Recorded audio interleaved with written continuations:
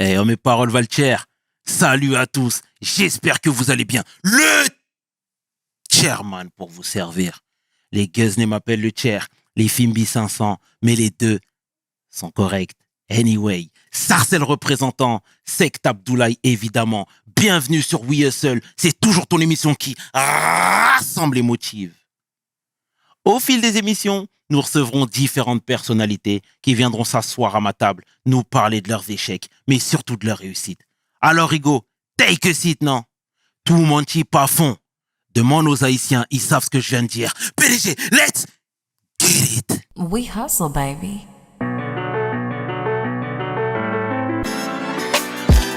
Le chairman.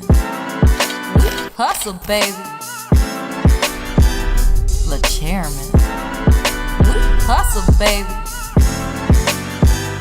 Le chairman. De retour sur We Hustle et aujourd'hui, je suis vraiment fier d'accueillir mon homeboy. Humoriste, homme de cœur, homme qui dénonce, homme qui parle vrai, homme de terrain. J'ai nommé Edgar Yves. Comment ça va, frérot? Ah non, c'est stylé, hein? Ah ouais, ça blague pas, les gars. Aïe. Ça va ou quoi, mon ref? Impeccable, frangin. Ça fait plaisir d'être là. Hein? Tout le plaisir est pour nous, comme je te le disais. Je tiens à dire que je connais l'émission et j'adore l'émission. J'ai vu Fabrice Eboué, Walid Dia. Exact. Je suis donc le nouveau comique à cette table. Ça fait plaisir. Les nouveaux philanthropes. Ouais. Exactement. On n'aime pas trop, en plus, le terme comique, nous. Donc, ouais. Mais bien sûr, en tout cas, grand monsieur, et merci pour ces paroles élogieuses, frérot, sincèrement. Est-ce que tu peux te présenter, s'il te plaît, pour celles et ceux qui ne te connaissent pas? Ah bah écoute, j'imagine qu'il y en a quand même 2-3. Vite fait. Oui, si, non, quand même.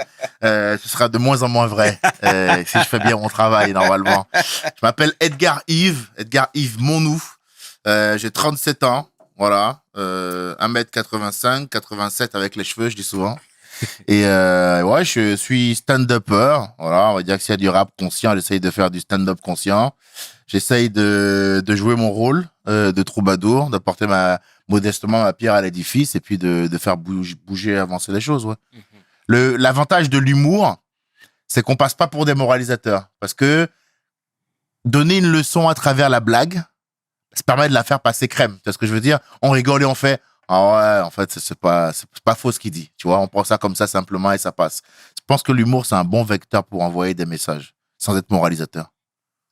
Belle introduction, en tout cas. Et t'as bien raison. Alors, on va retracer le parcours, forcément. Tu connais un peu le principe de l'émission. Ouais. Moi, je veux que tu me parles de ta jeunesse au Bénin, déjà, dans un premier temps. Comment il était, le jeune Edgar Yves? Impétueux, hein. Impétueux. Pas irrespectueux, mais... comme dirait mon père, pas facile à polir. Okay. Seul truc qui m'intéressait, moi, c'est de m'amuser. Très jeune, j'avais du mal avec les règles. Tu sais, on me disait, faut faire ci, faut faire ça. Mais moi, j'étais en mode, ouais, mais là, ce qui m'intéresse, c'est de jouer au foot, c'est de draguer Anta, de sortir avec Fanta, de courir après Cynthia, de rigoler avec mes potes, J'ai toujours eu ce cliché un peu de plein d'amis, des bons plats, rigoler, jouer au foot, m'amuser. Donc, j'étais un gamin, on va dire un peu difficile pour certains parce que j'avais du mal à être canalisé, quoi, tu vois. La société m'intéressait pas trop, les règles m'intéressaient pas trop et l'école telle que présentée, telle que proposée, c'était vraiment pas mon truc, frérot. Être dans une salle, écouter un gars qui avait la science infuse pendant 2 heures. Moi, j'attendais la récré pour aller jouer au foot. J'étais pas intéressé par ça. C'est aussi un truc sur lequel je me penche pour mon nouveau spectacle en me disant, bah, tiens, peut-être qu'on devrait penser aussi à discuter de l'école. Est-ce qu'on est tous faits pour étudier de la même façon? Est-ce qu'on peut pas maintenant réadapter certaines choses? Est-ce qu'il n'y a pas des matières plus que jamais qui devraient être enseignées et qui sont pas du tout enseignées, quoi, tu vois? Je sais pas si j'ai répondu clairement à la question. Mais absolument, mon frère. Et déjà, avant de poursuivre, vous étiez combien au niveau de la fratrie? 5. J'ai un grand frère d'une union différente. Ensuite, mon père s'est marié avec ma mère biologique, donc Herveline Avognon. Il a eu moi et ma grande sœur. Et après, il a divorcé de ma mère. Et quand j'avais 6 ans, il s'est remarié avec une Française blanche, Virginie Dobchi, et c'est elle qui m'a élevé. Donc, j'ai été élevé par une femme blanche française. Donc, j'ai été élevé un peu comme un Français, mais en Afrique. Donc, je suis vraiment riche des 2 cultures. Et derrière moi, il y a ma petite sœur, Jade, et puis la plus petite, Egg Marine, voilà. Et entre Jade et Egg Marine, on a eu aussi une sœur, mais malheureusement, on l'a perdue. Donc, voilà. Paix à son âme. Ouais. T'as grandi à Cotonou même? J'ai grandi à Cotonou, Cotonou, Porto Novo. J'ai été beaucoup en pension, moi, au pays. J'ai été en pension à Porto Novo, j'ai été en pension à Cotonou, j'ai été en pension à Ouida. Et les conditions de la pension au bled, c'est pas les conditions de pension en France. Hein. C'est-à-dire? C'est street. Par exemple, moi, j'étais à Porto Novo, au collège Victor Ballot. Je sais pas s'il existe encore, mais c'était une pension là-bas très difficile, non mixte. On était en gars, tu sais, des douches communes, donc on se douchait à 10 au même endroit, toilette au milieu. Donc, selon ce que les gars ont fait, tu te douchais dans les excréments ou pas.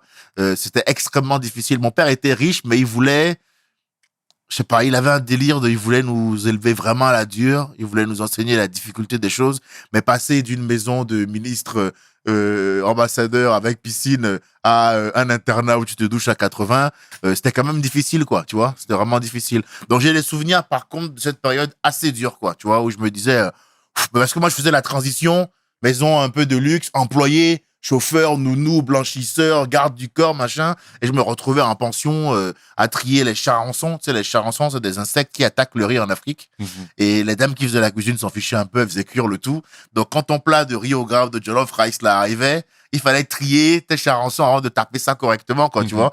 Donc, j'ai quand même été dans la dureté dès le départ. Et j'ai appris à faire la transition entre richesse et pauvreté souvent et assez vite et assez violemment. Ce qui, plus tard, me servira finalement, sans que je m'en rende compte. Mais la transition, semaine terrible à l'école, et puis parfois, parce qu'on ne passe pas tout le temps le week-end, hein, on rentre un week-end sur 3, on va dire, tu vois. Ah ouais. Ah oui, donc tu restais genre 1 mois en pension. Et d'ailleurs, la punition en pension à l'époque en Afrique, au-delà du châtiment corporel, parce que nous, il y avait le palmatoire, il y avait la chicotte, au-delà des petites bastonnades, la vraie punition était de te dire au moment où tout le monde rentrait à la maison, là, toi, tu restes, ça, là, ça pouvait te tuer. Bah oui, parce que mec, toi, t'avais déjà imaginé quel plat t'allais, parce qu'on mangeait pas bien en pension. Donc, t'avais déjà pensé à quel plat t'allais taper, par quelle langue tu allais attaquer les wings, quelle sauce, quel dja, quel atassi, quel machin, quel igname, quel aloko. Et on te dit, non, finalement, tu restes là et c'est reparti pour le riz au charançon, quoi, tu vois. Ça, c'était un peu dur, C'était ton centre de formation. Ah ouais, c'était le départ.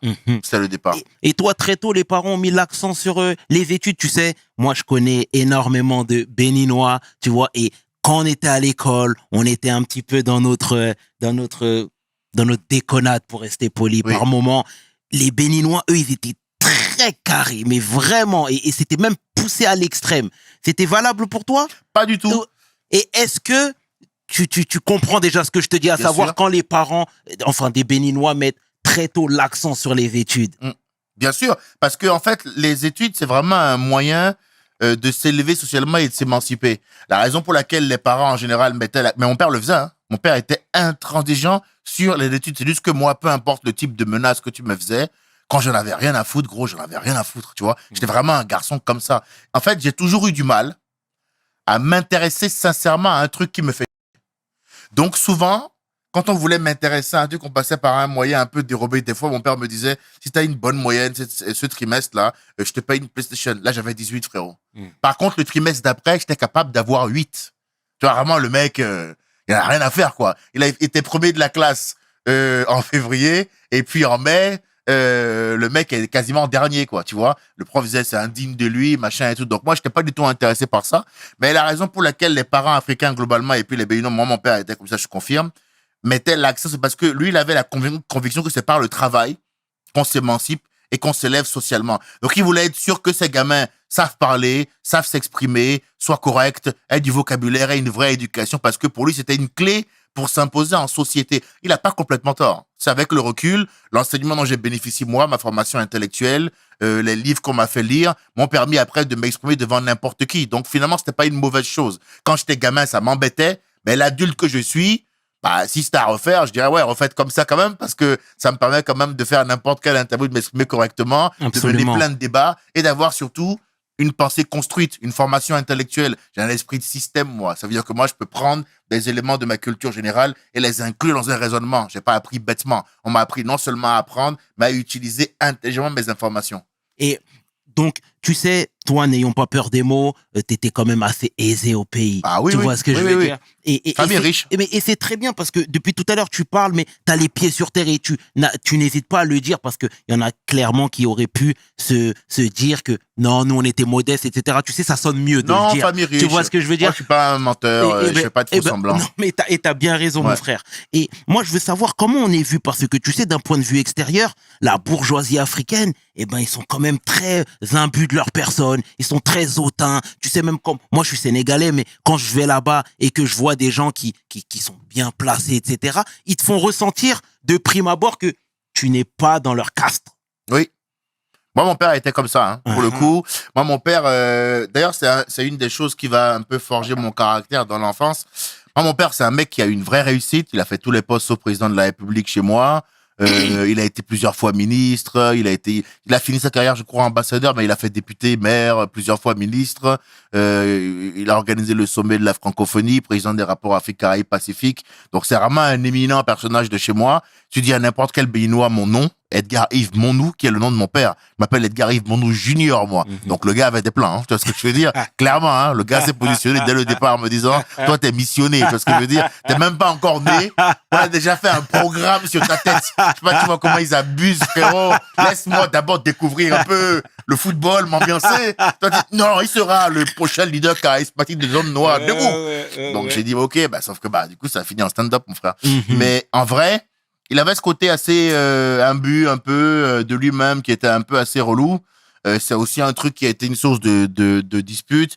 Et une des raisons pour lesquelles moi je voulais absolument réussir, et puis ça je l'ai vu plein de fois après, je me suis rendu compte avec mon père, mais aussi en dehors de chez moi et en partant de la maison, que l'être humain avait du mal avec la simplicité une fois qu'il avait accès à un certain niveau de succès. Tu sais, on parle de la bourgeoisie béninoise, frérot, mais c'est applicable en France aussi, c'est applicable au Mexique, à Vladivostok ou à Washington. Absolument. Voilà, l'être humain, à partir du moment où il a un certain statut, ouais, des fois, il y a un côté décollage quand même, tu vois. Il quitte la Terre, il est loin du plex sous Pluton, il est plus avec nous, et puis il se croit parfois un peu meilleur que les autres.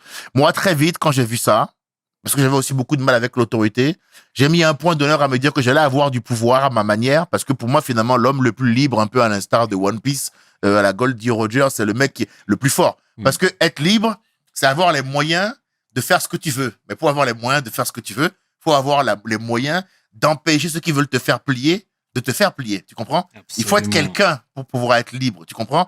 Donc, je me suis dit, je vais acquérir de la puissance et montrer qu'on peut être puissant et être quelqu'un de simple. Pour moi, c'est important. Beaucoup de gens te diront qu'on peut marcher dans la rue, je suis un garçon très tranquille, je picole avec n'importe qui. Bon, là, moi, je bois plus depuis plus longtemps maintenant, mais j'étais facilement ce mec avec qui on pouvait boire un verre, avec qui on pouvait rigoler, tu vois, ça n'a pas changé. Donc, c'est vrai que mon père était comme ça, et c'est un des trucs qui m'a beaucoup marqué, ouais. Je trouve qu'il était assez dur. Et est-ce que pour les fils de grande famille, le chemin est déjà tracé, tout tracé, que tu sois bon ou mauvais à l'école, que tu aies des plans de carrière ou pas? Tu sais, il y a Nietzsche, qui a une théorie qui est celle du déterminisme. Elle veut que selon l'endroit où tu es né, l'endroit d'où tu viens, tu aies plus ou moins de chance. Honnêtement, frérot, moi je pense que c'est vrai. Moi je pense que il y a plus de gars du 16e qui vont arriver à faire ce qu'ils veulent dans la vie que de gars du 9-3. Parce que les circonstances dans lesquelles ils sont font que ceux du 16e ont plus de chance. Ils ont une plus grande formation intellectuelle dès leur plus bas âge. Ils ont une nounou qui parle anglais, donc ils ont déjà accès à l'anglais au moment où toi tu vas capter ça, peut-être vers 18 ans, quand tu auras accès à ton premier Netflix, tu es dans une famille aisée. Mais si on veut faire l'exact opposé, les deux pôles, c'est-à-dire famille riche, cultivée, personnelle, nounou, école bilingue, en face, la RES, la TCI, la Bicrave, machin et tout, frère, ils n'ont pas les mêmes chances dès le départ. Pour autant, c'est important de le dire, tu vois, c'est important de le dire. Pour autant, est-ce que c'est une fatalité en soi? Tu comprends? Est-ce que le fait d'être du 9-3 fait que tu pourras jamais dépasser celui du 16e? Pas du tout. Voilà. Donc, je réponds honnêtement à la question. Est-ce que je pense, et encore, c'est que ma vérité à moi, mais je pense que c'est quand même plutôt vrai d'un point de vue sociologique. Je pense que celui du 16e a plus de chances que celui du 9-3. Mais je pense que celui du 9-3, s'il s'en donne les moyens, a largement les moyens de faire aussi bien, voire mieux. Il y a des gars de trap que moi je connais. D'abord, Jamel Debbouze est de trap. Je connais Issa Doumbia qui est de trap, Nicolas Anelka, Alban Ivanov. Donc, il y a plein de gars. Et puis moi, je viens du Bénin, quoi qu'il arrive. Tu vois ce que je veux dire? Mon père, c'est un mec qui à travailler dans un village au Bénin, qui est parti de là pour étudier en France, finir major de promo à SAS, revenir au bled, monter un grand cabinet qui a des branches partout. Donc c'est possible quand on se donne les moyens dans la vie de réussir. Il n'y a pas de fatalité. Mais objectivement, c'est plus simple de naître dans le 16e. Moi, la chance que moi j'ai, gros, c'est que je suis né dans une famille où j'ai eu une formation intellectuelle dès le départ. Moi, j'avais une nounou qui parlait anglais alors que j'avais seulement 6 ans. J'ai été confronté à l'anglais assez vite. J'étais dans une famille où il fallait avoir une formation intellectuelle, ou si tu n'étais pas capable de discuter à table, d'avoir une pensée construite avec des arguments pour justifier ce que tu pensais, tu passais des déjeuners, des dîners très très longs. Parce que nous, c'est une famille un peu classique où on débat beaucoup, où ça parle fort, où il y a plein de discussions différentes. Faut être capable de suivre ça. Donc moi, je débat avec mon père quasiment depuis que j'ai 5-6 ans. Quand je disais un truc, c'était, mais pourquoi tu penses ça? Explique-moi. Donc tu vois, naturellement, on me formait à avoir un esprit critique et non un esprit de critique, ce qui est très différent. Mais tu vois, on m'obligeait à avoir un esprit critique dès le départ. Donc je pense que oui, ça joue. Tu vois, moi, quand je suis arrivé en Comedy Club en France, frérot, je parlais mieux que tout le monde. Hein. Ah oui, parce que j'avais étudié le français de manière grammaticale à l'école, j'avais un langage beaucoup plus châtié et j'ai un vocabulaire très très riche. Donc du coup, et puis j'ai une facilité oratoire parce que justement, tu vois bien, il y a pas beaucoup d'humoristes qui arrivent à faire de bonnes interviews en même temps qu'ils font de bons sketchs. Ça veut dire que moi j'ai un panel qui est large, mais c'est clairement lié au milieu dont je suis issu et comment j'ai été formé. Tu comprends? Ça m'a donné un avantage en plus. Pour faire ce boulot, en tout cas. En tout cas, tu es très transparent et très honnête. Et moi, je suis admiratif, frère. Sincèrement, bravo. Non, sincèrement. Et toi, tu es venu en France par la suite pour faire des études de droit. C'était quoi l'objectif déjà dans ta tête quand tu es venu? C'était je viens en France histoire de faire plaisir aux parents, ou il y avait un but dissimulé derrière cette venue? Non, pas du tout. Au départ, quand je viens en France, le but, c'est vraiment d'obéir, parce que ce que t'appelles faire plaisir, là, c'est pas ça, hein. Il n'y avait pas trop d'options, il n'y avait pas d'option 2, hein. Il fallait arriver, le père a un cabinet d'avocats à la base, il fallait se former en droit, moi et mon grand frère. T'avais quel âge sans te couper? Quand j'arrive en France, définitivement, je dois avoir, parce que je vis en France et je finis par faire ma seconde et ma terminale en France. Donc, j'ai mon bac ici. J'ai ma seconde première terminale ici. Donc, à mon avis, je dois être au 18-19 à ce moment-là. Okay. Tu vois, je dois être 18-19. Mais j'ai fait des allers-retours entre la France et le Bénin, il faut le dire, parce qu'on est vraiment riche de deux cultures. Donc, il m'est arrivé durant mon enfance de faire un peu de scolarité ici. Et puis, très vite, on m'a renvoyé au bled parce que j'étais un garçon assez turbulent et tout. Et j'ai été en pension là-bas longtemps et je suis revenu vers 17-18 en France, quoi. Tu vois, seconde, première terminale. Et à la base, c'est pas un choix.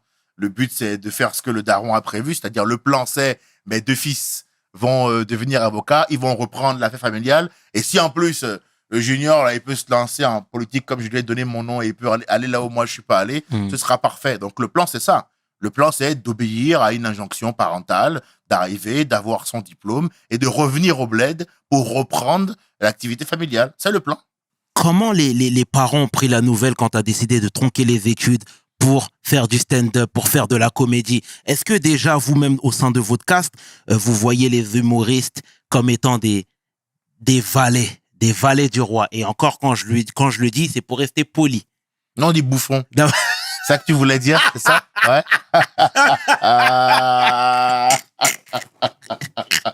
Non, on dit bouffon. On dit bouffon à la cour du roi. Ouais. Mais en fait, quiconque, pour moi, prend mal le titre de bouffon, il y a différentes formes de bouffon.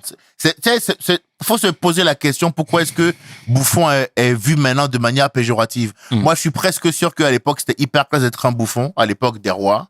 Bouffon à la cour du roi, ça devait être hyper classe. Et je pense que c'était tellement dangereux que c'est un terme qui a été vulgarisé et ridiculisé. Tu verras que dans l'histoire, on s'arrange toujours pour que les métiers, les personnages marquants comme ça perdent de leur valeur au fur et à mesure. C'est la raison pour laquelle c'est important d'étudier l'histoire. À l'origine, bouffon à la cour du roi, c'est extrêmement stylé, frérot. C'est un mec qui arrive et qui, via blague, facéties, différentes formes de divertissement, va réussir à dire tout haut ce que tout le monde pense tout bas. C'est le mec qui était au courant que la duchesse de Nottingham avait couché avec le duc de Notting Hill et personne ne devait le dire. Et lui, il arrivait, ils ont ensemble. Hein. Ah, il fallait pas le dire. Oh, on a vrai. j'ai manqué de vigilance. Tu vois, c'est ça un bouffon. C'est un mec qui, par le rire, va arriver à rétablir une forme de vérité et défendre un peu l'opprimé. Donc, mon frère, c'est un gars de Marvel, hein. C'est un Avengers, le bouffon, frérot. C'est un mec qui arrive et qui rétablit la justice par le biais du rire. Ouais, mais si là, ça, c'est péjoratif, ben, j'ai pas compris Ouais, ce qui est cool, alors. Ça, c'est ton point de vue à toi. Mais c'est pas mon point de vue. Historiquement, bouffon à la cour du roi, c'est ça, frérot. Mais la raison pour laquelle, la plupart du temps, le bouffon, on lui coupait la tête, c'est bien parce qu'il disait de la merde. C'est pas mon point de vue, c'est la vérité. Il y a une vérité historique, c'est celle-là, elle est pas discutable. Tu vois ce que je veux dire? Après, on peut débattre de ce que le terme est devenu. Mais à la base, bouffon, mec, c'est méga stylé. Tous ceux qui ont étudié l'histoire te le diront. Maintenant, on dit, ouais, bouffon. Mais non, c'est stylé, bouffon, frérot. Si t'es un vrai bouffon, t'as la classe. Et là, comment tes parents ont pris la nouvelle? Très mal. Parce que déjà, moi, je pensais pas être un vrai bouffon ou quoi. Moi, je voulais juste faire des blagues. Là, quand je te parle de bouffon, là, c'est la parole de l'artiste qui a maintenant 10 ans de hustle Ouais. et qui sait ce que c'est que la dimension socio-politique de ce métier. Je sais faire la différence entre un humoriste qui démarre ou parfois qui est en pleine carrière et qui parle de son premier rapport sexuel et un humoriste qui parle de la corruption en Afrique, qui parle de Vincent Bolloré, qui parle des problèmes avec les hôpitaux, qui parle de ce que les gens vivent. C'est pas la même chose. Et tous les humoristes qui ont embrassé la dimension socio-politique du métier, c'est que des humoristes qui ont laissé leur nom dans l'histoire. Tu vois, les Coluche, les Desproges, et des mecs qui arrivaient et qui faisaient des vraies blagues sur des vrais trucs. Coluche, c'est l'histoire d'un mec qui passe son temps à s'en prendre au système politique. Moi, beaucoup, en commentaire en dessous de beaucoup de mes vidéos, les gens, ils disent, évite de faire de la moto, toi, prochainement. Tu vois ce que je veux dire? Parce que, quand tu fais bien ton boulot, t'as des problèmes quand t'es humoriste. Molière, frérot. Molière, il lui est arrivé quoi? Molière, il a vécu des galères pas possibles. Coluche a vécu des galères pas possibles. Donc, si t'es un vrai humoriste en 2024 et que t'as pas de problème, c'est sûrement que t'es pas un vrai humoriste. Ah, c'est la première chose. Et quand j'ai décidé de démarrer l'humour et que j'en ai parlé à mes parents, ils l'ont très mal pris. Hein. L'histoire, elle est un peu connue. Mon père, il se braque. Voilà, c'est assez violent. C'est un père africain. Hein. On est des Renois. On sait comment ça marche. Voilà. Toi, ton père, il a khalas un appartement. Il a khalas des études. Et t'as raté la première année, il a rien dit. Tu viens lui dire au bout de 3 ans, quand t'as ta licence et qu'il faut se spécialiser master au privé, tu lui dis, finalement, je vais pas faire de droit, je vais faire du stand-up. Il dit, ok, si tu veux faire du stand-up, frérot, tu dégages. Voilà. Et bon, je passe tes détails parce qu'il faut garder un peu de pudeur là-dessus. Mais ouais, ça a été dur. Hein. Du coup, je me suis retrouvé à la rue pendant presque 1 an. Il y a eu à peu près entre 3 et 6 mois dehors. Et après, j'ai été hébergé par différents copains. On va dire qu'il y a une période où j'ai pas eu de chez moi qui a été assez longue après. Le hustle était grand. Le hustle était grand. Mais tu vois, avec le recul, tu sais, dans l'exercice d'écriture, il y a un truc assez cathartique là-dedans. C'est-à-dire que de retour en arrière, où on retourne dans le plus profond de ses souvenirs. Et finalement, tu vois, même quand je parle avec toi et tout, ces histoires de passer de 1 semaine à l'école et puis 2 jours de luxe à la maison avec les parents, ça m'a quand même déjà préparé à une transition richesse, galère, assez brutale. Ça m'a formé à ça. J'ai l'impression que l'internat, c'était des conditions assez dures aussi. Donc moi, j'avais quand même été, bien qu'étant issu d'une famille riche, j'avais été confronté à une dureté à laquelle peu de gens étaient confrontés. J'avais un père quand même assez violent qui me pétait la gueule quasiment en permanence. Donc moi, c'était quand même pas la panacée, quoi, mon truc. Tu vois, c'était pas facile à vivre. À l'école, quand j'étais scolarisé, j'avais le même prénom que mon père, moi. Donc moi, dès qu'un prof était pas d'accord avec la politique de mon père, je passais l'année à me faire saquer, à me prendre des coups. Donc si tu veux, j'ai déjà été exposé dès l'enfance à une vraie dureté, frérot, à un vrai seul. Tu vois ce que je veux dire? Et donc la rue, c'est un truc qui est venu ponctuer ça, qui a été dur, c'est sûr. Mais j'ai l'impression que moi, j'ai souffert tout le temps, en fait. Donc, j'ai eu du bon et du moins bon, tu vois. Mais je considère que c'est la vie. Je marche aux côtés des deux. Tu vois ce que je veux dire? Ce qui fait que je suis un homme complet, c'est que moi, c'est, voilà, une des raisons pour lesquelles j'arrive à être qui je suis aujourd'hui. C'est parce que moi, quand je veux dire par là mes prises de position ou alors, la franchise, l'honnêteté de mon discours, parce qu'on a créé un système où dire la vérité est devenu un acte révolutionnaire. On en est là aujourd'hui en 2024. Dire que c'est une table, c'est déjà fou, ça. Tu vois ce que je veux dire? Le monde est dans une inversion des valeurs où arriver et dire les choses telles qu'elles sont, on dit, ouais, il est courageux. Tu dis, mais vous êtes des fous, les gars. Si arriver et dire les choses telles qu'elles sont, basiquement, c'est être courageux, ça veut bien dire que vous avez créé une société malade. Tu vois ce que je veux dire? Mais la raison pour laquelle j'arrive à le faire quand même, moi, c'est parce que ça me dérange pas de devoir subir les conséquences de ce que je vais dire va générer. Tu comprends? Je suis en mode, ok, moi je dis ce que j'ai à dire.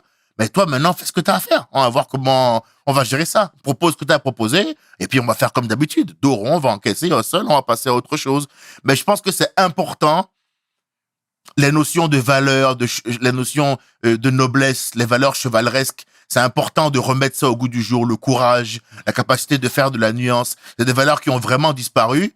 Et c'est à celui qui est noble et qui est chevaleresque maintenant qu'on dira, qu'on pointera du doigt, à qui on fera de la calomnie, insinuation calomnieuse, médisance, qu'on va pointer du doigt. C'est pour ça que je regrette le monde dans lequel on vit actuellement.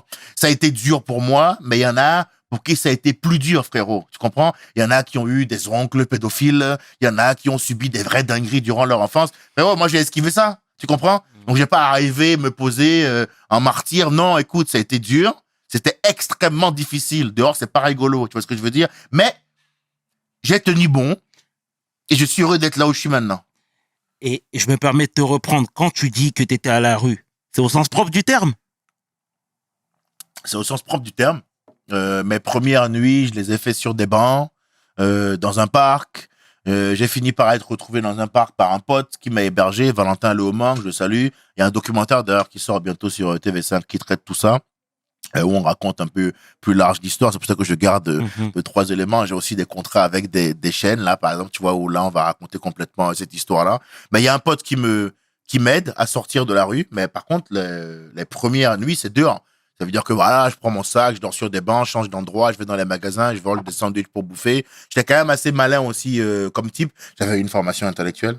Donc quand je te parle de déterminisme, c'est important parce que les stats dans ma situation à moi, de sortir de ça, c'est 0,2%, hein, tu vois ce que je veux dire. Mais il y avait la fierté de Renoir, frérot, la fierté de Négro, l'envie de pas lâcher, la colère, la haine absolue envers mon père de lui prouver qu'il avait tort et que rien que pour lui prouver qu'il a tort, je vais sortir de cet enfer-là, ce que j'ai fait. Donc, je suis pas peu fier.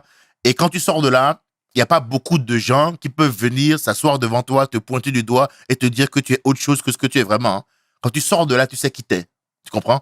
Tu sais qui t'es. Il n'y a pas d'être humain sur la planète qui peut arriver derrière et te dire va là-bas, fais ci, fais ça si tu n'as pas envie de le faire. Parce que tu sais qui t'es. Voilà, ça a été difficile.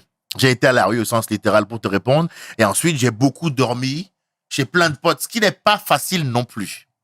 C'est pas la même chose que dormir sur un banc. Mais enchaîner les squats chez les gens, il y a aussi un côté, voilà, on te fait comprendre que t'es pas chez toi, ça va avec toutes les remarques. Tu sais, les gens, ils sont heureux de te dépanner 2 jours. Mais au 3e, frérot, tu deviens une plaie à l'endroit. Et bon, je juge pas ça, tu vois. Merci déjà pour les 2 jours, en vrai, tu vois.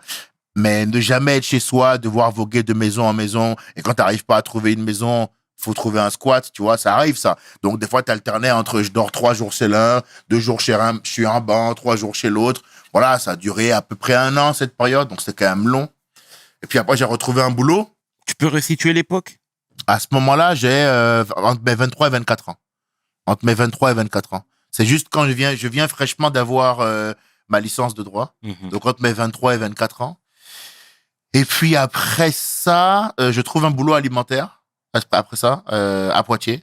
Je travaille à Californie à l'époque, il y a plein de travail dans les centres d'appel. Tu sais, il faut appeler les gens chez eux pour essayer de leur caler des box, des conneries comme ça et tout.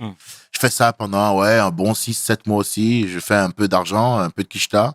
J'aide le gars qui m'a aidé à sortir de la rue. Et puis à ce moment-là, je pars de Poitiers, j'ai plus rien à faire là-bas.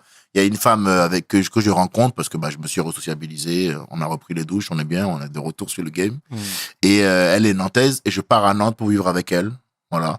Et bon, ça se passera très mal à Nantes et je repartirai encore dehors et après je retrouverai un squat chez un gars. Donc ma vie, ça a vraiment toujours été des hauts et des bas, quoi. Tu vois, vraiment. Et je m'attarde un petit peu sur Nantes. Je t'en prie. Parce que Walidia, que je salue fraternellement, est parti, a fait un stage aussi à Nantes, tu vois. Wally, c'est vrai. Exactement. Donc, il est en train de se faire les dents, en train de se faire connaître dans les cafés-théâtres, etc. Toi, j'ai cru comprendre que c'était valable pour toi. C'était la même chose, plus ou moins. Oui. D'accord. Parle-moi, s'il te plaît, de cette parenthèse nantaise. À Nantes, c'est particulier. Il y a pas mal de gars qui viennent de Nantes, hein. Il y a moi, il y a Wally, il y a Ahmed Silla. Exact. On exact, est 3. Exact. Il y a 3. Chez les filles, Elodie Pou. Mais si tu parles des Renois, il y a moi, Wally, Ahmed Silla. Donc, moi, je suis la génération après eux. Moi, quand je commence à faire à Nantes, ils sont pas là. Moi, j'arrive à Nantes, je travaille à ce moment-là à Nantes chez Bouygues Télécom. Je travaille pendant 1 an pour me faire de l'argent, le système français étant ce qu'il est, j'ai droit après à quasiment l'équivalent en termes de chômage. Et donc, du coup, je me dis, bon, ben là, le chômage, là, ça va être le moment de remettre mon projet humoristique sur les rails. Je m'inscris dans une compagnie de théâtre parce qu'à l'époque, je veux faire des vidéos un peu comiques à la Norman. Bon, c'est pas le meilleur exemple aujourd'hui, mais à l'époque, c'est mon idée, donc j'assume. Et je vais dans une compagnie de théâtre pour améliorer mon jeu d'acteur. Donc, c'est genre, tu payes 600 € l'année, on t'apprend à faire le chat dans l'espace. Tu finis par réaliser que bon, ça fait un peu cher pour miauler quand même. Et je commence à comprendre que bah, le vrai seul, ça va être d'aller dans les bars, de jouer devant des gens un peu bourrés pour vraiment apprendre le vrai stand-up, quoi. Là, retour un peu à une manière un peu plus rude d'apprendre, mais plus directe. L'évolution est plus claire, plus limpide. Et donc là, je vais au West Side Comedy Club, qui est encore toujours là. C'est une grande scène ouverte nantaise, le West Side Comedy Club, frérot. Je vais là-bas. Et je deviens très vite un des leaders du truc. Je crée un groupe de gens qui vont tous devenir pros. D'ailleurs, il arrivait à Wally de venir jouer dans mon West Side, à Ahmed de passer dans mon... D'ailleurs, je les ai connus comme ça. Parce qu'il y a un soir, je suis en train de casser la scène. Là-bas, je vois les deux dans le fond qui me regardent et tout. C'est une scène ouverte où tous ceux qui étaient dans cette scène ouverte sont devenus professionnels depuis. Tous devenus pros. On est passé de 15 personnes dans un bar bourré à nous dire c'est nul, à 120 personnes tous les soirs debout comme ça devant le bar à gueuler pour être dedans parce que on arrivait, on rappait, on chantait, on dansait, on créait des chansons pour demander de l'argent. Et au milieu de tout ça, plein de sketchs, plein d'impros en tout genre. On était généreux, tu vois, on jouait 2-3 heures. Après, on se bourrait la gueule. C'était vraiment sympa à cette époque-là. C'était un peu la bohème, la vie d'artiste, de jeune insouciant. C'était ma jeunesse, ça. C'était ma vraie jeunesse. Tu vois, je jouais, je picolais, je courais après les filles, je me marrais. C'était sympa, c'était jeune et insouciant. J'ai fait ça pendant longtemps. Je suis vraiment devenu le boss de là-bas avec, du coup, cette troupe-là dont j'étais un peu le leader. On a fait la Cité des Congrès 2 fois de Nantes. Il y a quand même une grande salle. J'avais réussi à la compagnie du Café Tête à gagner un concours d'humour, ce qui m'a aidé du coup à faire mon spectacle là-bas. Donc, j'étais arrivé à un niveau à un moment donné où j'avais ma scène ouverte qui cartonnait. J'avais mon spectacle 3 fois par semaine à Paris, jeudi, vendredi, samedi. Et le moment était venu à ce moment-là de me remettre dans une zone de danger, d'aller à Paris pour essayer de la reine du bal, quoi, de ken tout le monde et de devenir un boss. Notamment les passages de mecs comme Wally et comme Mohamed Silla. Comme moi, je suis un mec très compétiteur dans l'âme, je l'ai regardé en mode, bon, bougez pas vous. Je vous rattrape dans pas longtemps. Bien. Tu vois, j'ai fait des chroniques sur Ahmed Silla à la radio. J'ai rencontré, à l'époque, du moins, j'avais fait ça quand je démarrais. Lui, il était déjà beaucoup plus haut. Donc, quand il passait, c'était une façon de se promouvoir, de faire des chroniques, des premières parties. J'ai fait les premières parties de Wally aussi à la compagnie du Café Théâtre quelques fois. Wally, on a fait quelques trucs ensemble de temps en temps, tu vois. On a une manière différente de mener notre combat. Mais c'est un homme pour qui j'ai du respect. Ahmed, on se connaît pas spécialement. On s'est vu 2-3 fois. C'était marrant. Pour le coup, en termes de ligne édito et de positionnement, on a vraiment rien à voir, quoi. Tu vois, on n'est pas du tout pareil. Et puis voilà, chacun son style, hein, je juge pas. Et t'as bien raison. Déjà, t'es élogieux à leur égard et c'est très bien. C'est très bien. Mais tu sais, tout à l'heure, je vais rétro-pédaler un petit peu. Tu parlais de Coluche. Tu parlais de Molière également, tu parlais de gens qui ont pris des risques durant leur carrière, etc. Et Dieudonné dans tout ça. Ouais. Toi, est-ce que c'est quelqu'un que tu regardes avec des grands yeux? Est-ce que c'est quelqu'un que Oui, très tôt, moi, quand j'ai démarré l'humour, très tôt, j'ai vu Dieudonné. J'ai été, je pense comme tout le monde, à part soit les menteurs, soit les gens pas objectifs, j'ai été...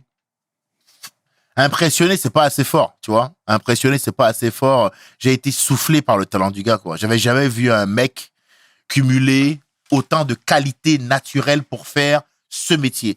Le nom Dieudonné, paradoxalement, lui est vraiment bien donné parce que mec, il a absolument tout. Il coche absolument tous les critères pour être un excellent humoriste, artiste, comédien de film. On a vu dans Astérix et Obélix, à l'époque, il n'était pas encore boycotté. Dans les spectacles, frérot, il y a des sketchs incroyables où il n'y a pas une seule fois le mot juif s'ils veulent éviter la polémique. Le cancer, c'est incroyable. Le cancer, c'est peut-être le plus grand sketch francophone que j'ai vu de ma vie. Les Pygmées, c'est très drôle. Le président africain. Il y a énormément de sketchs qui sont incroyables. Moi, c'est effectivement, si tu me demandes, et puis je pense que ça se voit un peu dans mon style, souvent dans les commentaires, les gens ils disent souvent le nouveau Dieudonné, l'héritier, le nouveau Coluche, le Coluche noir. Souvent, ils disent ça, les gens, parce qu'on voit bien dans quel moule j'ai été fait. Tu vois ce que je veux dire? Je le fais à ma sauce, mais on connaît mon essence quand on me voit sur scène, tu vois. Et évidemment, c'est celle-là, bien sûr. C'est celle d'humoriste talentueux et rebelle. Et je pense que le talent, il s'exprime encore plus quand tu es un peu dans l'opposition, tu vois. Moi, je suis le genre de gars qui a un point commun avec lui dans le sens où moi, j'ai crois en mon talent, j'ai de vraies capacités et je considère que j'ai pas besoin d'avoir les faveurs de tel ou tel média pour percer. Pour moi, c'est d'abord une relation entre le public et l'artiste, ce qu'on fait. Pas besoin qu'il y ait un intermédiaire que ça. Donc, je me concentre sur mon lien avec les gens, sur le fait de les faire chialer de rire. Et jusqu'à maintenant, ça a été suffisant. Mais oui, pour te répondre, ouais, bien sûr, je me suis inspiré de Dieudo. Mais tout le monde s'est inspiré de Dieudo, hein. C'est un faux débat, ça, hein. Tu sais, peut-être il y en a, enfin, un faux débat dans le sens où, comme c'est un secret de Polichinelle, et t'as raison de poser la question, c'est jamais vraiment évoqué. Mais je te le dis ici, mec, tout le monde s'est inspiré de Dieudonné, mec. Il n'y a pas de blabla. Tout le monde, même ses contemporains, c'est-à-dire que même les artistes qui jouaient à son époque se sont inspirés de lui parce qu'il y avait un écart beaucoup trop abyssal entre lui et les autres au départ. Vraiment, il est arrivé, frérot, et il a imprégné une vraie claque, hein. Il y avait, non, vraiment, premier sans deuxième, hein. C'était le seul. Frérot, qu'est-ce qui va arriver derrière pour dire quoi? Trop fort. Et personne dira le contraire. Encore une fois, ce que je veux, c'est être en vérité, ni faire l'apologie de quoi que ce soit. Je suis pour un monde où il y aura le retour de la nuance. On n'est pas là-dedans en ce moment. Les gens n'arrivent pas à nuancer. On est à l'époque du terrorisme intellectuel où dès que tu dis un truc qui ne convient pas, on estime qu'il faut avoir telle position. Donc quand tu dis Dieudo, je dois répondre putain, nazi, non. Non, je vais nuancer. Je dis, le gars, c'était un grand artiste. Il était fort. Si on ne peut pas dire ça, ben, du coup, aller dans le monde, on ne peut pas dire ça. Et moi, j'irai dans le monde où on peut dire ça sans être traité de nazi. Séparons-nous, ça ne me dérange pas. Et elle se situe où la limite des humoristes? Il faut comprendre plusieurs choses. Parce que c'est important que les gens comprennent le concept. C'est une excellente question. Donc, je vais essayer de vulgariser et d'expliquer complètement le truc. D'abord, tu es artiste. Tu t'éveilles à ton talent. Tu le développes, tu le polis, tu travailles. C'est-à-dire qu'il y a le talent, ce que tu as naturellement, tu nais avec. C'est-à-dire que c'est le domaine dans lequel tu arrives à un haut niveau de performance sans que cela soit un vrai effort pour toi. Ce qu'on appelle le talent. Ensuite, tu vas le développer et le transformer en compétence. C'est du talent qu'on peut invoquer. C'est du talent travaillé, maîtrisé. Parce que le talent, quand tu le maîtrises pas, c'est compliqué d'être bon dès que tu as envie de l'être. Et une fois que tu deviens bon, faut que maintenant le monde soit au courant. Donc là, tu rentres dans une phase où tu dois maintenant expliquer aux gens que t'es bon. Parce que si t'es bon, mais que t'es bon que dans la salle de bain, là, on en a rien à foutre. Et là, maintenant, il y a plusieurs moyens de s'exposer au public. Parce qu'après, une fois que t'es dans le Comedy Club, c'est comment tu passes du club aux grandes salles de France. Faut que tu trouves un vecteur par lequel passer pour que le gars qui est dans sa chambre, là, il soit au courant qu'il y a un gars qui existe et qui est un seul salle et qui est bon. Il doit être au courant. Les médias, c'est un moyen de faire ça. Le problème, c'est que dans les médias actuels, c'est très compliqué d'avoir une parole libre. Donc, la plupart des humoristes qu'on a vus là, avec Guillaume Meurice, qui était chroniqueur à France Inter, frérot. Exact. Il a dit que Netanyahou était un nazi sans prépuce. Chacun jugera la blague comme il a envie de juger la blague. Ben, le fait est qu'une fois qu'il l'a dit, il a été viré, alors qu'il parle d'un mec qui est responsable de la mort de milliers de gens. C'est factuel, hein? Voilà, mais il n'a pas le droit de le faire. On a vu comment les médias ont traité de manière totalement partiale et partielle le conflit israélo-palestinien. Là, maintenant, ils font gaffe parce que ça va tellement loin du côté d'Israël que ça devient compliqué de les soutenir. Mais rappelle-toi le 7 ou le 8, hein, si tu faisais une manifestation pour la Palestine, tu devais payer une amende à l'État français et les médias n'avaient qu'un seul discours. Israël a raison et ils doivent se défendre. C'était systématiquement ça. Ils ne voulaient pas nuancer. Je le dis parce que c'est important de comprendre dans quel contexte sociopolitique on est pour travailler les humoristes, ok? La plupart des médias ne peuvent pas être neutres parce qu'ils appartiennent à des milliardaires. Donc, ils doivent véhiculer la pensée du milliardaire auquel ils appartiennent. Les médias de Vincent Bolloré ont massivement diffusé les idées du RN, tu vois, principalement, parce qu'on est content que le RN ait échoué là, aux législatives. Mais je vous rassure sur un point, hein. Si on se contente d'être en réaction et de gérer systématiquement les conséquences sans jamais s'en prendre en cause, je vous rassure, dans 1 an, 2 ans, 6 mois, 4 mois, 3 mois, on aura le même problème. On doit se battre déjà pour trouver des médias compétents, neutres, qui ne sont pas des outils de propagande au service de milliardaires qui les dirigent. Ok? C'est compliqué pour un humoriste de bosser comme ça. Moi, on connaît mon histoire. Je suis allé sur C8 faire un sketch sur Vincent Bolloré. J'avais parlé de ce qu'il fait en Afrique, ce pourquoi il a plaidé lui-même coupable au tribunal, hein. Donc, il n'a rien inventé. Ce que j'ai dit dans le sketch, là, il a plaidé coupable pour ça au tribunal. D'accord? Il est jugé actuellement pour ça, dans la tentative de corruption d'élites étrangères, dans l'affaire avec Alpha Condé en Guinée et Faure Yassimbe et Adema au Togo. Il a plaidé coupable pour ça. D'accord? Ils m'ont quand même censuré. C'est le jeu. C'est comme ça. Pour autant, est-ce que c'est possible pour un humoriste de dire ce qu'il veut actuellement quand il est dans les médias? Non, c'est pas possible. Faut faire avec. C'est pas possible. Donc, quand t'es un humoriste, l'enjeu, C'est de trouver un moyen d'avoir une parole libre. Et c'est compliqué sur les médias d'avoir une parole libre. J'en reviens à ta question. C'est compliqué d'avoir une parole libre sur les médias, de dire ce que tu veux. T'es pas briefé, mais quand les conséquences de ce que tu dis arrivent, tu comprends qu'en fait, non. Voilà. On t'a dit à l'école ici, liberté, égalité, fraternité. Ouais, non. Une fois que tu arrives concrètement sur le terrain, tu réalises qu'il y a des subtilités. Faut faire attention. Quand tu es sur une chaîne de Vincent, attention. Quand tu es sur France Inter, c'est la bien-pensance, attention. Tu dois être pro, LGBTQQ, transidentité, QMH. Tu dois avoir un discours plus ou moins policé. La critique ne peut pas être acerbe, alors qu'un humoriste peut pas s'exprimer à fond quand il n'est pas dans le lâcher-prise. Le moment où on est le meilleur, c'est quand on est sans contrôle, nous. On doit piquer. C'est notre rôle. On doit être un poil à gratter, on doit déranger, on doit être le thermomètre et on doit faire réfléchir. Tu vois? C'est compliqué à faire sur un média. C'est là où Internet est arrivé et a donné une vraie bouffée d'oxygène. Parce que quiconque est bon, est capable de se produire dans un bar miteux avec un micro et une caméra devant une vingtaine de personnes et sort des bonnes punchlines, mais un lien de réservation peut attirer du monde dans ces salles et faire carrière. Et ce constat frustre l'homme ou l'humoriste? C'est une bonne question, ça. C'est une bonne question. Ça frustre l'homme, c'est sûr. Moi, je supporte pas de vivre dans une... Pour un mec comme moi, c'est un monde difficile. Tu comprends? Moi, je suis un gars qui arrive et qui dit les choses telles qu'elles sont.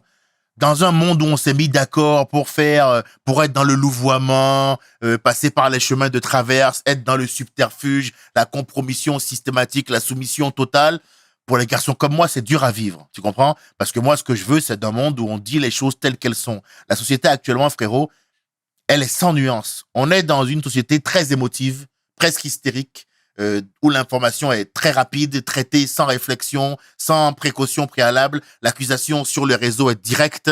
Les gens, ils sont très contrariés. Les gens, ils fonctionnent maintenant entre groupes qui ont le même logiciel de pensée. Donc, on a différents groupes qui s'opposent. Certains sont plus actifs que d'autres sur les réseaux. Et c'est compliqué d'évoluer là-dedans parce qu'on est dans un monde sans nuance. Il faut maintenant avoir la même façon de penser sur des thèmes précis, sinon tu es forcément considéré comme un... On en est là. La raison pour laquelle les gens ne s'engagent plus, c'est ça, frérot. D'accord? Tu dois avoir un avis bien précis sur le conflit israélo-palestinien, bien précis sur le mouvement MeToo, bien précis sur la transidentité et les xénogenres. Voilà. Si t'es pas capable d'aller vers ce nouveau monde où un homme peut être un perroquet, s'il a envie, eh ben dans ce cas-là, tu es disqualifié. Et c'est ça le vrai truc. Avant, on pouvait ne pas être d'accord en débat, frérot. Avant, toi et moi, on parle, on n'est pas d'accord, on n'est pas d'accord. Maintenant, si toi et moi, on n'est pas d'accord, je suis forcément... Et il faut me cancel, faut me faire perdre mon travail. Ça devient quoi, ça? Tu comprends? Donc, ça frustre l'homme, ça frustre l'artiste, mais ça devrait frustrer tous ceux qui ont les yeux ouverts.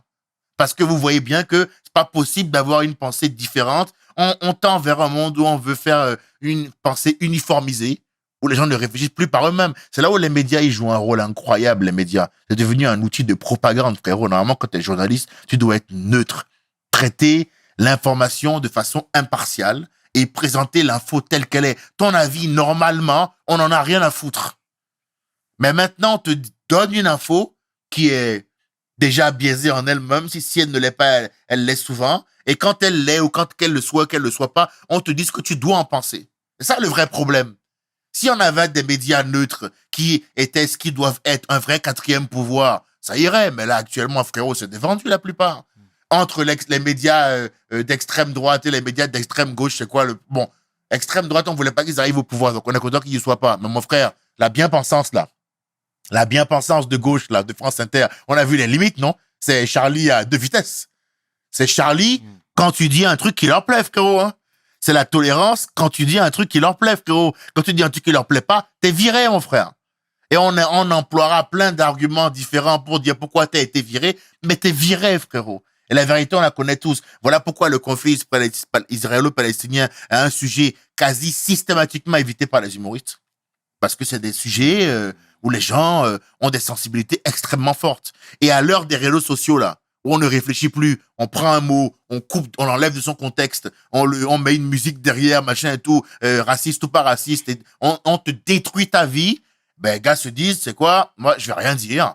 Je vais attendre d'être dans ma salle de rigoler avec les gens. J'en veux pas aux gens qui ne prennent pas position, parce qu'en vrai, prendre position aujourd'hui, c'est un vrai risque, frérot. Parce que les gens, ils te découpent. Ils cherchent même pas à comprendre. Les gens sont fous. Pourquoi on en est là? Parce qu'on vit dans un monde où la frustration atteint un très très haut niveau. La première discrimination, mon ami, la toute première, ce n'est pas d'être un homme, ce n'est pas d'être une femme, ce n'est pas d'être noir, d'être blanc, d'être arabe. La première discrimination, c'est la pauvreté. La première discrimination, frérot, c'est de devoir aller au magasin et ne pas pouvoir prendre le produit que tu as envie de manger là. Et de voir un autre gars qui vient, qui le prend. Ça crée de la frustration. Le problème de la frustration, c'est que la frustration, mec, c'est une bombe à retardement. T'es frustré dans ton canapé, t'as un boulot, imagine, t'as un boulot que t'aimes pas. Ce qui est le cas des 3/4 des gens. Les 3/4 ont un boulot alimentaire. Donc ça commence comme ça. T'as un boulot que t'aimes pas. On est loin de l'enfance. T'as avec une meuf, t'as peut-être un gosse, elle se passe plus ou moins mal, c'est la galère, vous êtes pas heureux, donc vous prenez le crâne tout le temps. Là, t'allumes CNews. On t'explique que ton problème, c'est les Noirs et les Arabes. Toi, tu te dis, pourquoi pas? C'est là, il y a peut-être un moyen de me défouler. Il y a peut-être du racisme, mais c'est aussi parce que les gens sont malheureux, sont pas là où ils veulent être, sont pauvres. Il y a un feu qui brûle en eux. Et les médias, aujourd'hui, c'est devenu des gens qui viennent mettre du bois dans ce feu-là. C'est pour ça que je dis que il faut absolument, aujourd'hui, mettre les médias en responsabilité. La raison pour laquelle moi, j'ai fait aucune vidéo de « Ouais, allez voter, mec », c'est parce que j'ai dit hey, « Je veux pas jouer votre jeu, là ». Quand j'étais gamin, il y avait déjà eu Jean-Marie Le Pen au second tour, il fallait s'affoler. Il y avait eu Marine Le Pen, il fallait s'affoler. Et là, maintenant, ils vont gagner les législatives, il faut s'affoler. Venez, on règle le problème de base, au lieu d'être tout le temps en réaction. C'est bien qu'il passe pas. Je suis Renault, je veux pas que le RN passe, t'as compris? Mais venez, on règle les causes. Il y a une phrase d'un philosophe bossuet que j'aime beaucoup et qui dit « Dieu rit de ceux qui se plaignent des malheurs dont ils chérissent eux-mêmes les causes. » Tu comprends? Ça veut dire qu'on passe notre temps à réagir des conséquences, mais on chérit les causes qui viennent de ces conséquences-là. Tu comprends? On doit gérer ce problème-là. Il faut le dire une fois pour toutes. La plus grande discrimination au monde, frérot, c'est la pauvreté. La pauvreté, frérot, ça rend pas lucide. Si on n'était pas dans un monde de gens aussi malheureux, il n'y aurait pas autant de rageux en commentaire sur Internet. Mon frère, réfléchis avec moi. Un gars qui prend 5 minutes, ou peut-être 2 heures, pour aller insulter les gens sur Internet, tu penses qu'il va bien, lui? Excuse-moi, tu penses que ce gars est équilibré? T'as besoin d'un schéma? Frérot, des fois, il laisse le taf, il laisse le boulot. Alors, tu t'y attendais pas, hein? Complètement crevé, ce mec, tu comprends? Mais lui, il est malheureux, en fait. Il est malheureux. Le mec qui écrit, c'est nul. On va retrouver ta mère, on va te faire un petit frère. Lui, il ne peut pas avoir accès au Black Angus. Il a vu la viande passer comme ça, on lui a dit, c'est pas pour toi. Je vais pas manger, moi. Non, c'est pas pour toi, cette viande. C'est pour d'autres gens. Donc, lui, il pète un plomb, lui. Tu comprends? Donc, lui, il écrit sur Internet, il se dit c'est les Noirs ou les Arabes, ou un autre problème. Mais la frustration, c'est le problème majeur du monde dans lequel on vit. Ça prend tout son sens. On vit dans une époque où la plupart des gens font un boulot qu'ils n'ont pas envie de faire spécialement, frérot. Rien que ça. On nous parle de système, de ci ou de ça. Venez, on fait le job qu'on a envie de faire pendant 15 jours. Tous, on fait ce qu'on veut. Tu vas voir à quelle vitesse le monde échange.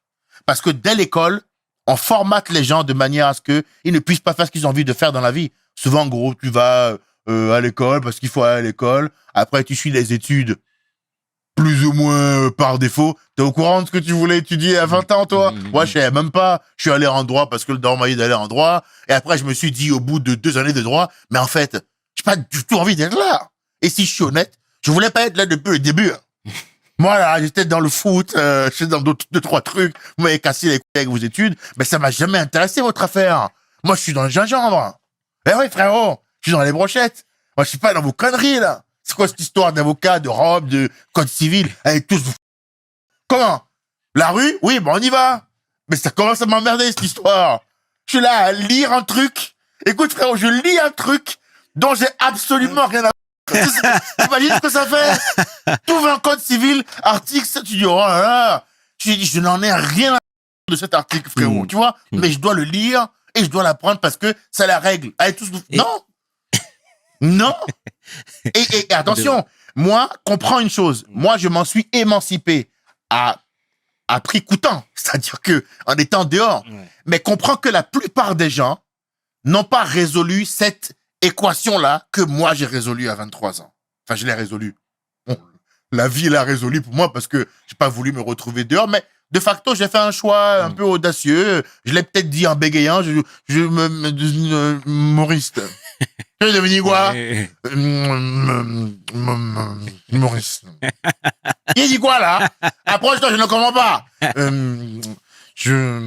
Humoriste. Bon, dégage du chez moi. Et voilà, c'est tout. J'accepte, frérot. Mais maintenant, le chairman. Et maintenant, mon ref. Et maintenant, je vis pleinement ma vie. Et crois-moi, c'est pas parce que j'ai un peu plus d'argent et de notoriété maintenant que je kiffe. Je kiffais déjà à l'époque du West Side, quand j'étais au RSA. Et je buvais une pinte de bière, je passais la soirée à faire un métier que j'aime, je rigolais après avec les gens. La vie était douce, c'était du concentré de bonheur parce que j'étais à l'endroit où je voulais être. Comprends que la plupart des gens sont pas à l'endroit où ils veulent être. Ça veut dire que pour eux, du soir au matin, mec, la vie c'est une tanasse. Gros, t'imagines, tu dois aller au boulot, il y a un gars, il se rappelle même pas de ton nom. Et j'adorais votre travail hier, Philippe. Il m'appelle Stéphane. Oh, ça va. On peut vous appeler Moïse quand même. Bon. C'est comme ça commence la journée. Lui, il joue déjà avec mon blaze. Tu vois ce que je veux dire? Et toi, tu vas travailler toute ta vie pour aider ce mec-là à se payer un yacht. Je parle des boulots d'entreprise, là. Tu comprends? C'est la plupart des tafs, ça. Métro, boulot, dodo, les gens, ils partent de banlieue, ils font 2 heures de métro, aller 2 heures de métro, retour, pour un qui se rappelle pas d'eux. Ils ont un de celui qui gagne 15 000 euros par an, frérot. T'as capté? En faisant un truc qu'ils aiment pas. Et tu leur demandes à eux d'être équilibrés, d'avoir aucun dérapage, de pas aller clasher sur les réseaux, de pas voter RN juste pour mettre un peu d'ambiance. Il y en a, ça se trouve, ils ont dit, on va voir. Parce que là, c'est plat. Tu comprends ce que je veux dire? Et tu sais... Mais oui, il y en a, ils se sont dit, on va voir. Déjà, avant tout, merci pour tout ce que tu nous témoignes. T'envoies du feu, t'envoies de l'amour et t'es transparent. Donc déjà, avant tout, merci à toi, Frangin, sincèrement. Et je vais rebondir sur le fait que tu étais un moment livré à toi-même. Tu sais, il y a parfois les parents, ou du moins les darons, aiment bien secouer un peu les garçons parce qu'ils sont rêveurs, parce que ceci, cela. Mais la maman dans tout ça, tu sais très bien que c'est pas le même son de cloche. Tu vas me dire qu'elle aussi, elle t'a laissé? Non, la daronne, elle m'a toujours aidé, la daronne. La daronne, pendant longtemps, moi, quand je suis parti, je voulais pas avoir de nouvelles de la famille. J'étais très en colère. Pour moi, l'acte qui avait été posé était un attentat, quoi. Tu vois, j'étais en mode, ah ouais, par contre, je sais pas quelle leçon tu veux me donner. Mais là, le niveau de coaching, Real Madrid, quoi. C'est préparateur physique de haut niveau, quoi. Tu vois, Eusebio. Tu vois ce que je veux dire? Waouh! Putain, là, c'est gainage élite. Donc, je voulais parler à personne. Et ma mère a renoué le contact avec moi, mais au bout de 6 mois. Hein, pendant 6 mois, je n'ai pas parlé. Au bout de 6 mois, elle m'avait envoyé des tonnes de mails. J'ai fini par répondre au mail de ma daronne. Et puis voilà, là, c'est devenu un peu moins compliqué parce que elle envoyait des petits 20, des petits 30 balles, des trucs comme ça. Et elle essayait de capter où je suis, de me faire un peu livrer de la bouffe. Elle m'a aidé 2-3 fois ma mère à manger alors que j'avais très très faim.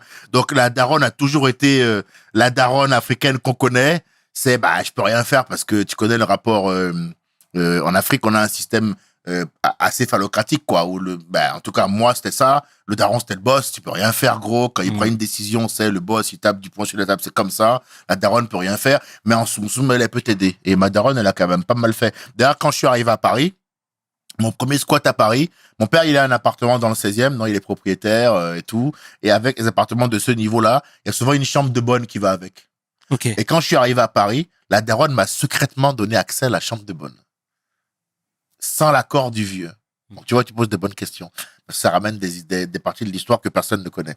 À Paris, j'ai démarré dans la petite chambre de bonne de ma daronne. Bon, je suis parti à un moment donné, quoi, tu vois. Mais ça m'a dépanné. Hein. Ça m'a dépanné. Les mères, c'est toujours celle qui t'aide en secret. Toujours. Ça, je tiens à rendre hommage aussi. Et aujourd'hui, ma mère, je la mets bien, tu vois. Mais les mères, c'est toujours celle qui t'aide en secret. Le père, c'est facochère, frérot. C'est facochère. Je sais pas ce qu'ils veulent nous prouver, mais... Non, mais en tout cas... Ils sont nerveux. En tout cas, c'est ton histoire, c'est ton CV. Et on les salue les deux, hein, Frangin. Et tu sais, ici, on a aussi l'habitude de rendre hommage aux personnes dans l'ombre qui ont tout fait aussi pour t'aider à atteindre les sommets. Toi, je sais que Jeff Panaclock a contribué un petit peu à ton succès. Bien sûr. Donc, qui d'autre? Alors, Jeff Panaclock, c'est lui qui m'offre, c'est en faisant ses premières parties à Jeff Panaclock que j'arrive à venir à Paris. Parce que le producteur de Jeff Panaclock me repère lorsque je suis en première partie de Jeff Panaclock et me fait faire mon premier spectacle parisien. C'est de là que mon aventure parisienne démarra. Donc, il est pour beaucoup responsable, Jeff, dans mon odyssée, mon début d'aventure parisienne. Beaucoup de gens, Baptiste Le Caplin, Jérémy Crédville, des gens qui m'ont aidé à faire des premières parties quand je suis arrivé à Paris. Walidia, ça arrivait tard. J'étais déjà installé à Paname quand j'ai vu Walidia. Mais Laurent Thibault de Rire et Chanson, il m'a aidé à faire des chroniques à la radio, à Rire et Chanson. J'ai fait une scène ouverte un soir à Paris, il m'a repéré et il m'a aidé à faire la radio. La radio m'a aidé à commencer à développer mon taf sur les réseaux en mettant des chroniques quasi quotidiennement, des chroniques radio. Ils m'ont beaucoup aidé avec la radio. Il y a eu qui d'autre? J'ai eu différents producteurs, mais mon rapport avec les producteurs a toujours été mauvais. C'est toujours des gens qui te font des contrats iniques, où tu as que des devoirs et pas de droits, et où surtout ils prennent 80% de tes fonds et ils te donnent que des miettes. Il y a beaucoup d'artistes qui sont produits et qui touchent pas ce qu'ils génèrent. Beaucoup d'artistes sont produits et ne touchent pas l'argent qu'ils génèrent. Moi, je suis en autoprod aujourd'hui, donc j'ai passé de la Visa Electron à la Black Card en 1 an, mais parce que je touche maintenant ce que je fais. Mais ça arrivait tard, hein. La plupart de mon cursus, frérot, j'ai travaillé pour les autres. Mais comme plein d'artistes, hein. Au début, frérot, le face du comédien, c'est, tu donnes ça à la science, hein. Ils font des expériences scientifiques avec tes fesses, hein. Ça, c'est un donut, hein, mon frère. Les gars se régalent. Ah, mais, petit comique, magnifique.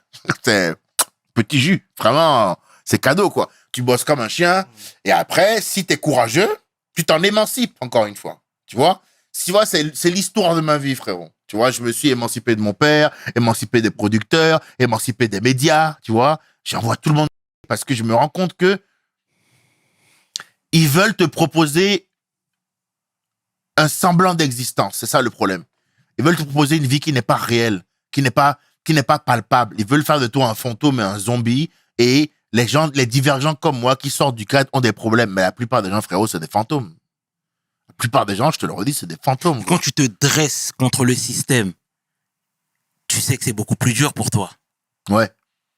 Il n'y en a pas deux comme toi. Non, mais je préfère ça. Sincèrement, frérot. Sincèrement. Tu as le choix entre vivre une vie plus difficile, d'accord?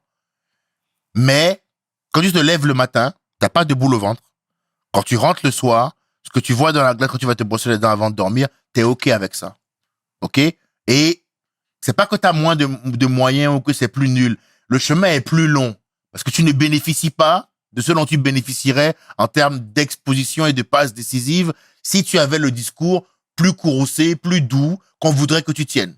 Plus sobre, plus dans les clous, plus carré. Tu pourrais être à France Inter, tu pourrais être dans le nouveau film de je sais pas qui, être aux 20h de TF1. D'accord, très bien. Mais en échange de ça, tu as une très mauvaise estime de toi-même. Tu prends quoi? Mais moi, je préfère souffrir un peu. Je préfère souffrir un peu, mais moi, quand tu me parles à un garçon équilibré, qui n'a aucun regret. J'ai pas vendu mon âme.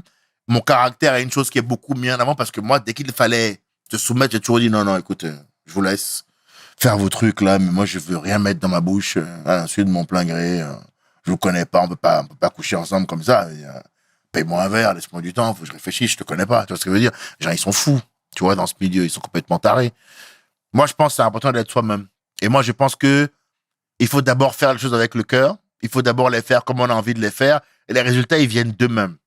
Je pense que si ce que tu dois faire quand tu arrives quelque part, systématiquement, convenir et correspondre, à quel moment tu es toi-même. Il y a un boxeur qui disait que si tu es ami de tout le monde, tu es forcément un ennemi de toi-même. Je crois profondément à ça. Moi, les mecs qui ont jamais aucune histoire dans ce monde, tout se passe tout à fait bien pour eux.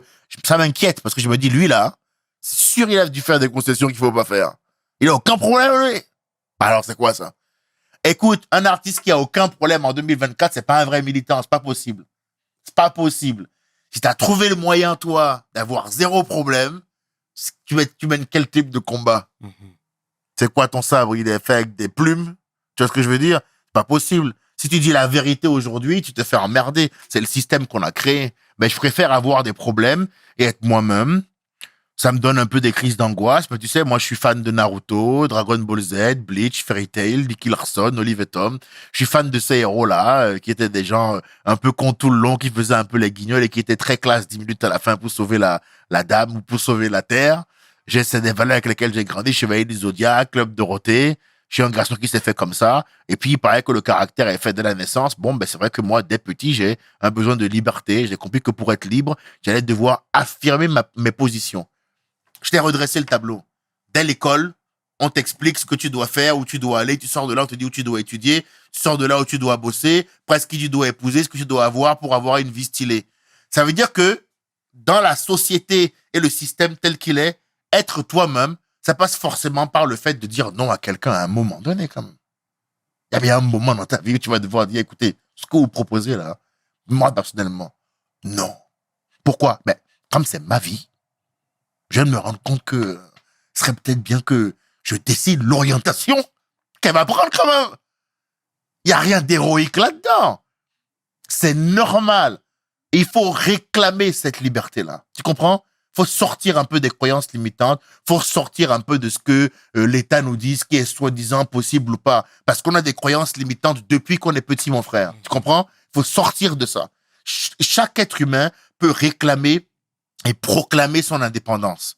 C'est pas le privilège de 3 mecs qui ont de 3 personnes qui ont du courage ou des privilèges. C'est faux. C'est quelque chose qui est vraiment accessible de tous et il faut juste avoir le courage d'exprimer ses convictions et le courage d'assumer un refus.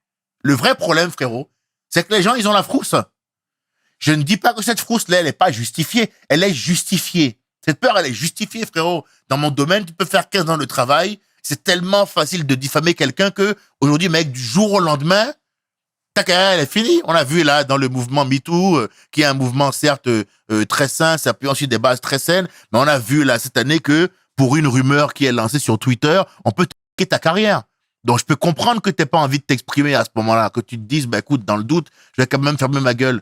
Tu fais une carrière ou si tu dis du jour au lendemain, moi, je trouve que actuellement, ce qui se passe en Palestine, c'est abusé, on peut te quitter ta carrière. Donc, je peux comprendre que les gens aient peur. C'est une logique qu'ils aient peur.